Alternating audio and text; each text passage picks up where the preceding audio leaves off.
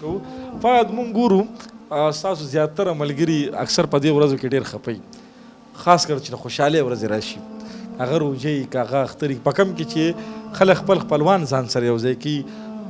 هغه لرې تلې خلک ځان سره یو ځای کړي، غمونه م راشي تاسو د یارې نشئ تللی،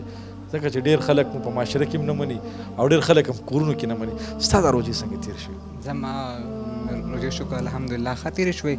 او بل چې کور کې زمونږ غم ښادي نو یا هغه وایي مه راځئ نو دلته کښېنئ هلته کښېنئ په کوم ځای کې به کښېنئ، نو زمونږ خو د ناستې ځای په کور کې هم نه،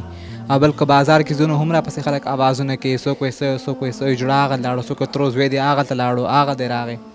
بس دا زمونږ مصروفیات دي. لکه د ټول خاندان دپاره بس دغه پیغور لایق ته جوړ شوی، بس داسې ده نه. هغه ورځ څنګه چې اختر وي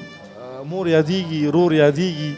یا چې کوم ستا را بچپن ملګري یا خپل خپلوان یادېږي؟ او بل نه یادېږي څنګه چې د اختر لمونځ وشي جومات کې نو ټول خلک یو بل له غاړې ورکوي، او موږ د مسافرو غونته کې سیسې د یو سیټ باندې راوځو جومات